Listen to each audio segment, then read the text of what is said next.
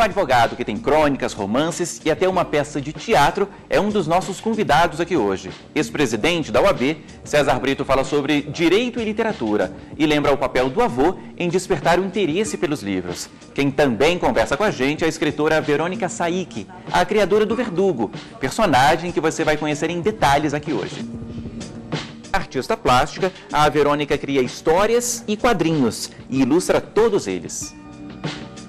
Tudo bem, Verônica? Tudo bem, Paulo. Tudo bom, muito bem-vinda. Obrigada. Bom, a gente está aqui com alguns dos seus trabalhos já. Eu queria começar perguntando o seguinte: a parte visual foi o que sempre te atraiu primeiro nos livros, não foi isso? Sim, desse jeito. Desde quando, como?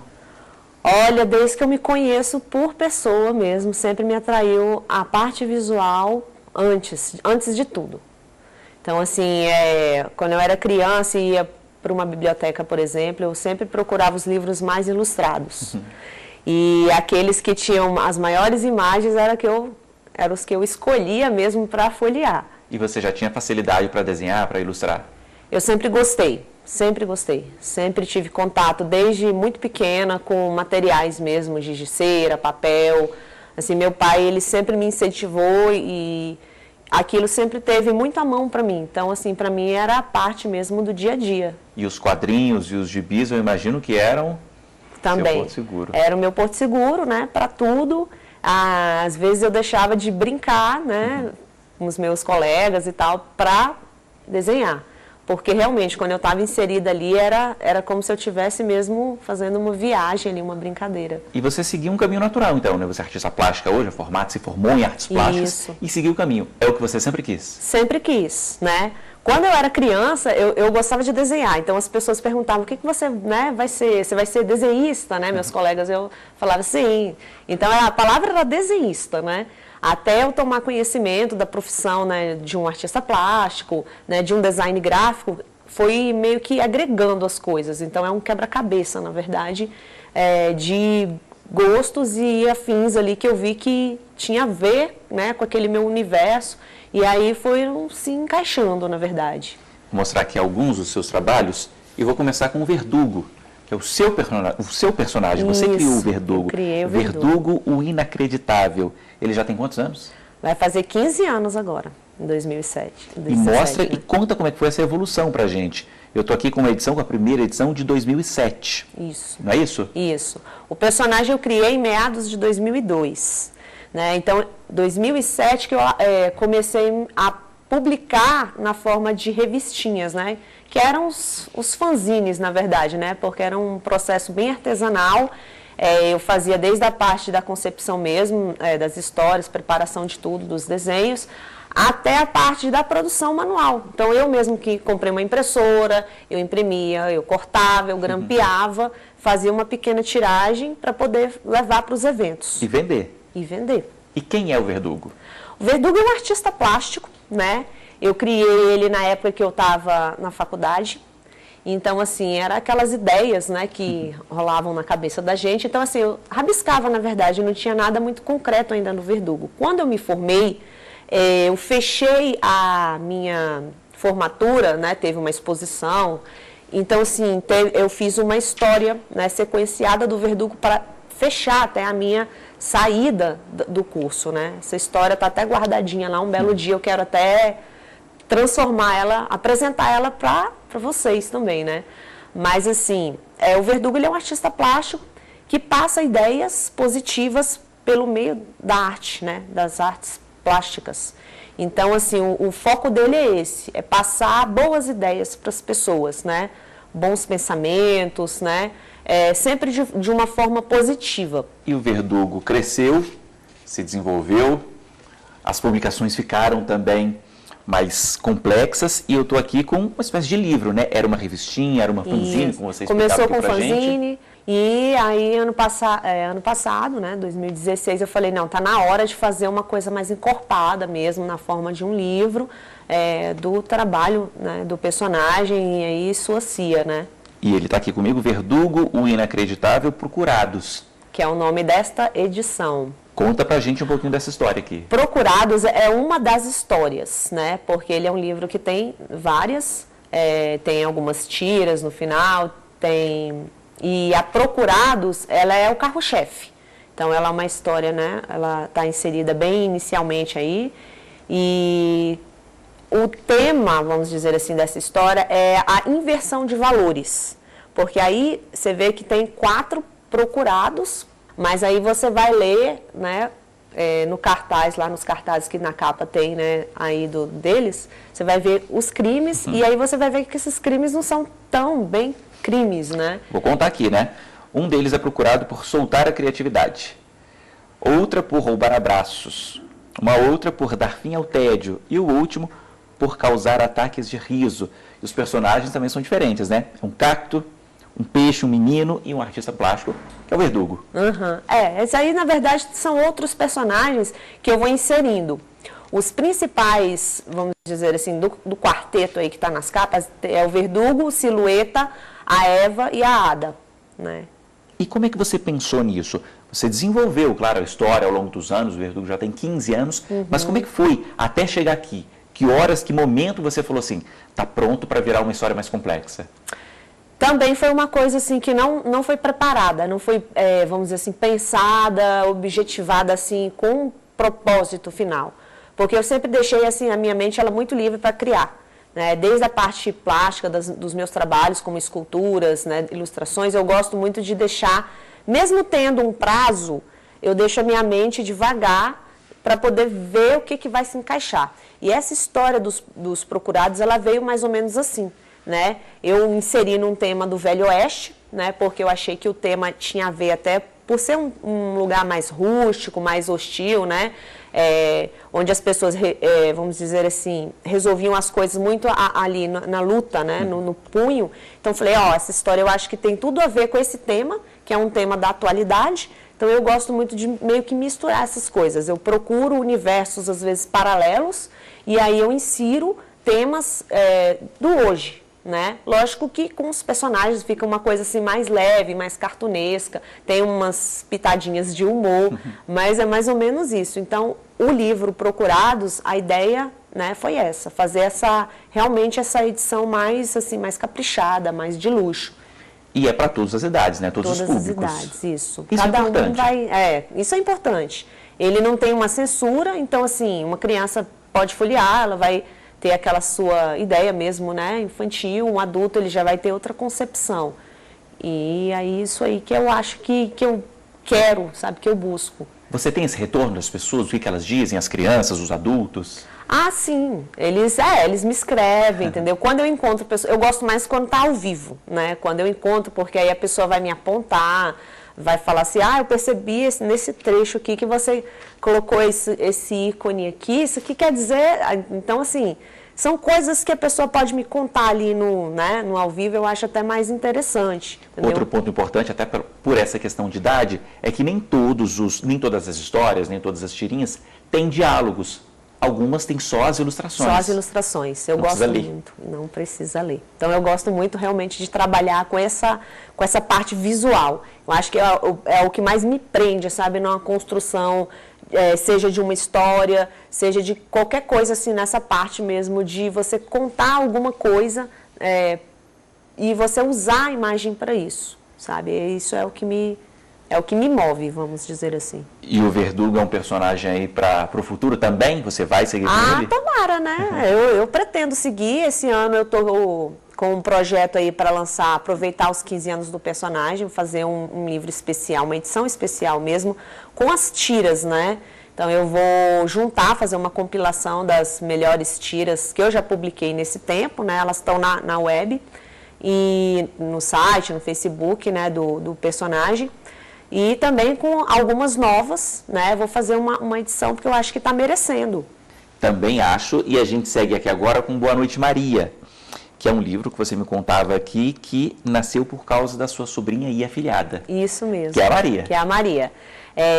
Eu não fiz exatamente a partir do momento que eu criei, né? Ele ficou engavetado um tempinho. Então, a Maria tinha 4 aninhos na época. Ela me relatava esses pensamentos que ela tinha antes de dormir. Acho que toda criança passa por esse processo de medo, na verdade, né? Com seus primeiros pesadelos. E ela me relatava isso tudo e eu fui guardando essas historinhas que ela me contava. E resolvi passar, né, para um livro, né, um livro-imagem, né? E ele ficou guardadinho e ela me cobrava sempre, porque ela não esquecia. Toda vez que ela via alguma coisa lá no computador e tal, referente ao livro, ela me perguntava. Assim, tia, quando é que vai sair o meu livro? Tia, eu já falei para todo mundo da minha escola que vai ter o meu livro. Então, ela meio que te cobrava? Me cobrava e me pressionava. Eu falei, gente, tá, eu tô assim, com o negócio pronto e eu preciso botar em prática. Foi aonde eu falei, não, eu vou publicar de forma independente, porque está na hora de sair. E aí, ano passado, eu fiz os dois, na verdade. O Verdugo eu lancei em abril e o Boa Noite Maria eu lancei em outubro. E o que a Maria falou?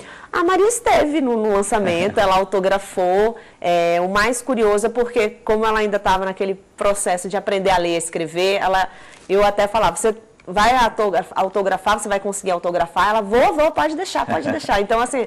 Ela se sentiu muito à vontade, muito feliz no dia e isso me deixou mais feliz ainda. Então, assim, eu realizei o meu desejo, né, o meu sonho de ter que esse foi o meu primeiro livro, né, sem ser o de quadrinhos, realizado. E o dela também, de ver ela inserida dentro de um trabalho, entendeu? E até para a gente contar para as pessoas, são aqui o que ela pensa, o que a Maria pensa antes de dormir?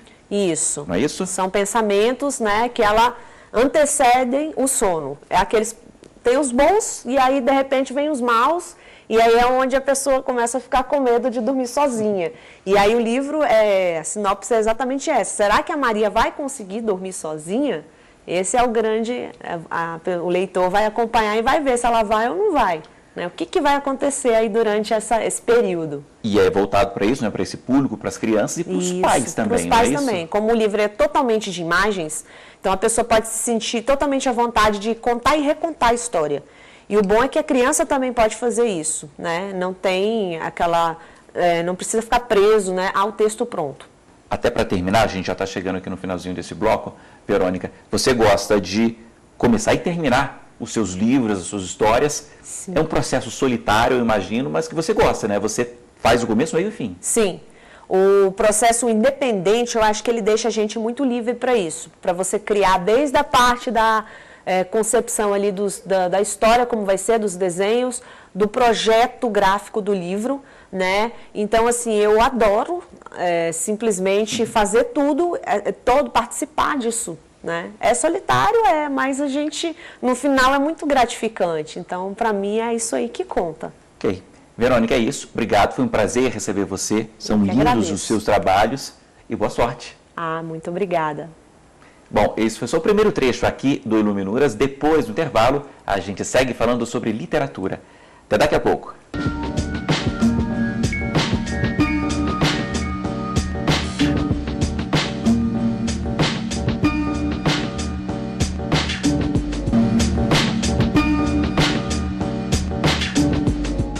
O Iluminuras já está de volta. Eu converso neste segundo bloco com o advogado César Brito, ex-presidente da OAB, que está aqui comigo. Tudo bem, César? Tudo bem, um prazer estar aqui.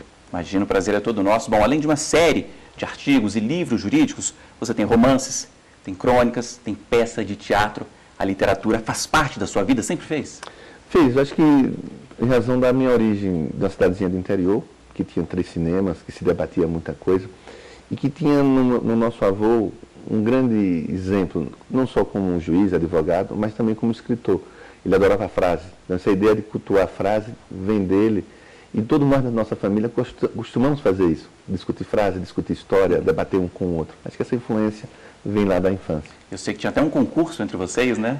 Nós somos o que constrói para nós e o que nós também construímos. Nós fazíamos disputa de história. Quem sabia de quem foi essa frase, de quem foi. Imagina um guri de 10, 12 anos disputando com o avô, com o tio, sobre isso. Às vezes nós comprávamos até aquele livro de palavras cruzadas, os mesmos, para saber quem terminava primeiro. Então ficava todo mundo disputando quem escrevia, jogavam aqueles jogos de palavra cruzada. Então, o apego à palavra passou a ser uma tradição familiar.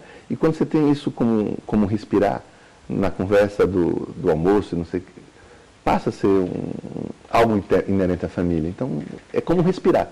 Escrever é como respirar para muitos de nós. Bom, eu estou aqui com alguns dos livros. Vou destacar, a gente não vai ter tempo de falar sobre todos, vou destacar alguns aqui. Primeiro, romance. Um Lugar Longe do Mundo. Eu queria que você contasse para a gente a história e como é que surgiu. César escreve contos, crônicas, mas o romance é um desafio maior, ou não? Primeiro, falar do meu ambiente de escrever. Muita gente estranha porque eu escrevo muito, mas eu escrevo muito porque eu viajo muito. E o avião é minha fonte de inspiração. Para muitos é forma de dormir, de ficar tenso. Eu sento no avião, começo a escrever. Eu tenho 8 livros ainda preparados. Dependendo do tempo da viagem, eu pego um para retomar. E esse foi o meu primeiro romance, porque o voo foi um voo meio tumultuado, quase cai, E eu disse, pô, ninguém pode morrer sem escrever um livro. Então, desse medo, de um susto, escrevi o meu primeiro livro praticamente dentro do avião. 90% dos textos eu fiz lá, só depois na revisão é que eu fiz fora do avião, e passei a ter esse costume de escrever no avião. E também um outro gosto, eu comecei a escrever para jornal, crônicas semanais, e 90% das vezes você não tem um assunto da crônica, então você começa a ficar mais atento para o ambiente, para as coisas que estão acontecendo, e para transformar num livro de crônica.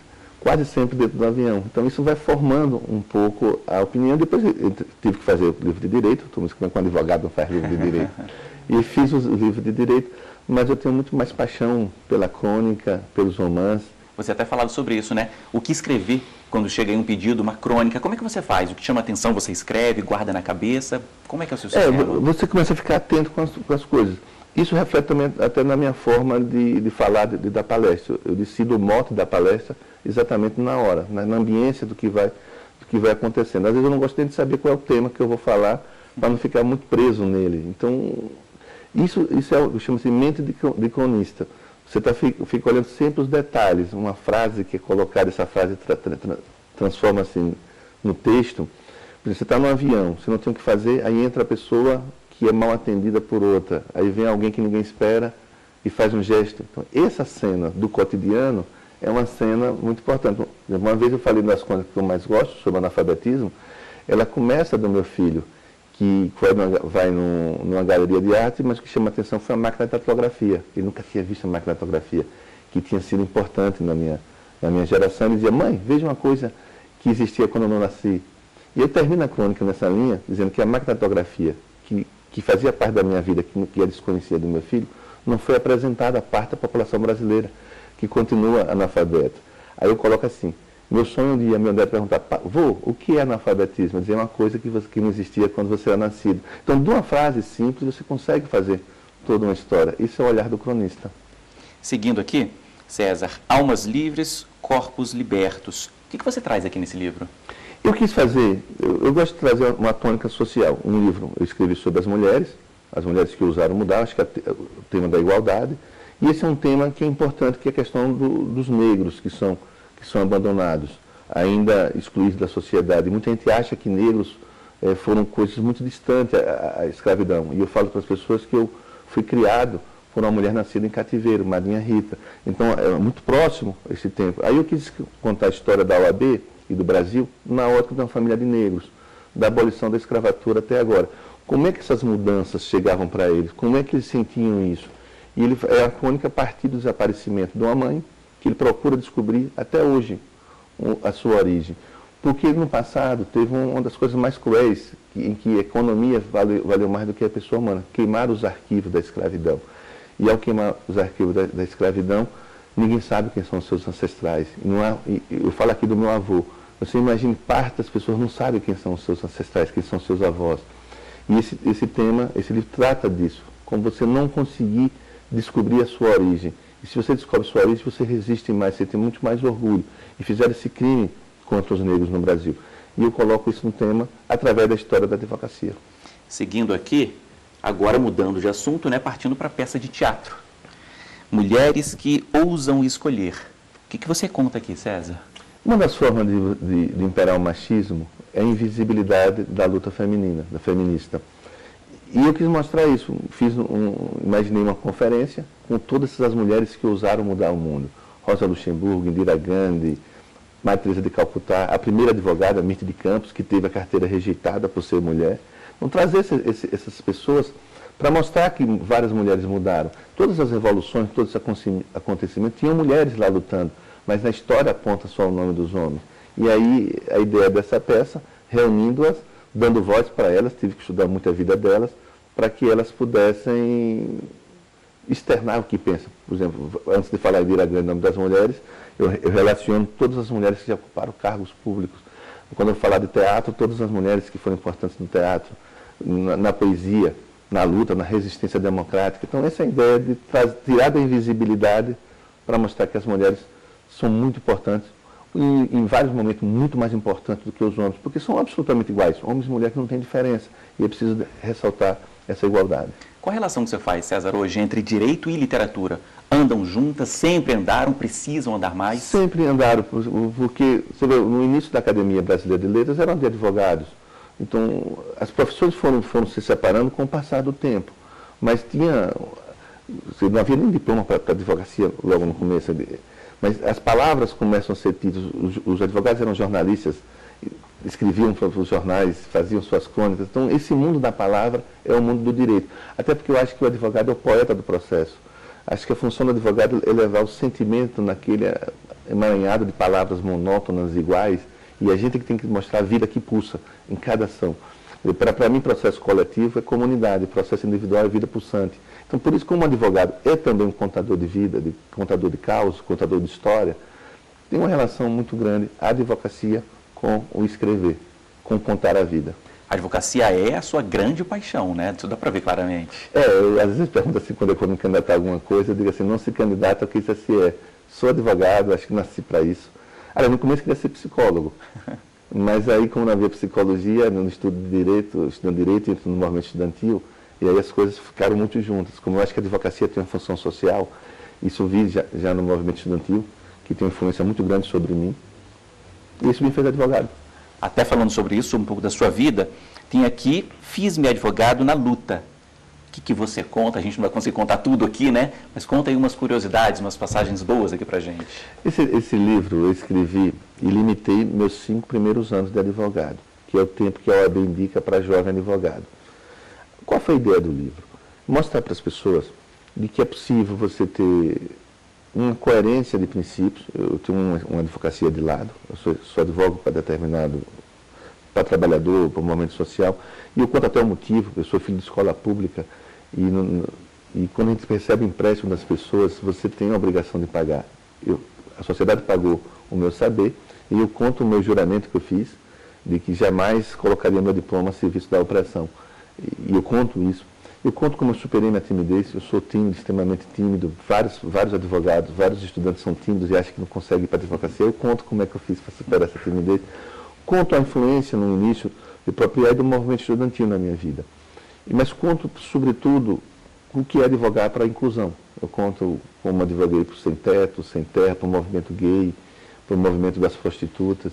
E quando você começa a advogar para os excluídos, você começa a perceber como a sociedade tem preconceito contra eles.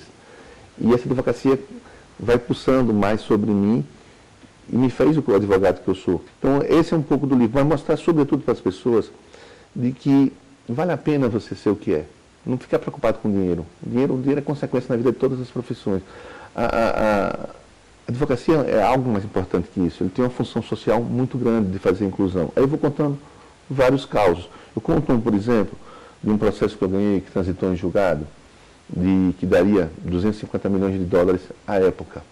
E os trabalhadores dessa categoria abriram mão desse dinheiro para que a empresa não fosse privatizada, que era a Petrobras Fafem, hoje faz parte da Petrobras. E eu abri mão de 25 milhões de dólares no começo da minha carreira, porque o dinheiro não é o fim. Então, são gestos desses, mostrando que a luta é mais importante, às vezes, do que a petição, mostrando que o exemplo é muito mais importante do que a letra jurídica.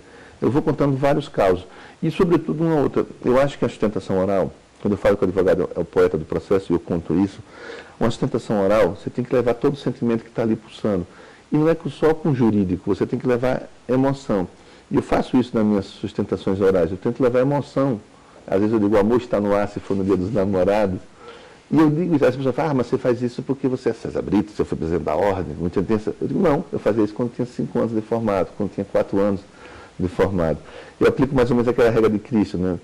Quando eu digo assim, dê a outra face, né? Não é dê a outra cara para bater, se dê a outra resposta, dê uma resposta que ninguém espere.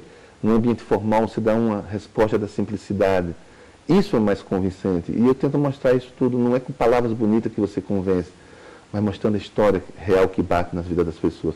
Isso é que convence no processo. Porque o magistrado também é pessoa humana. Ele julga também, ele também tem coração, ele também tem sentimento, ele também tem história. Então ele precisa saber disso. Quando eu peticiono, eu faço muito isso. Quando eu peticiono, eu acho que esse momento o juiz vai rir. Esse momento ele vai pensar. Esse momento ele vai refletir. Porque ele está contando a vida para eles. E ele também tem que sentir a vida que está lá. Que não é algo frio. A justiça não pode ser fria. Quem julga a pessoa não pode ser frio. Para terminar, César, nosso tempo está no finalzinho já, mas eu queria aqui uma dica, uma orientação sua para o jovem advogado, como você falou aqui. Esse livro aqui diz respeito aos seus primeiros 5 anos de advocacia. O advogado agora que está começando a carreira, qual que é o principal desafio que você teve que pode servir de exemplo? Olhe para as pessoas com o mesmo patamar de olhar. O juiz e o cidadão. Todos são absolutamente iguais. Quando você aprender a olhar as pessoas com igualdade, você está pronto para a vida e para a profissão. Ok. César, é isso. Muito obrigado. Foi um prazer conhecer aqui um pouco da sua literatura, dos seus livros, um pouquinho da sua história também. Muito obrigado, foi um prazer. Eu que agradeço. Bom, e o Iluminuras fica por aqui, mas para rever este e outros programas, basta acessar tvjustiça.jus.br. Escreva para a gente também, iluminuras@stf.jus.br. E até a semana que vem. Tchau.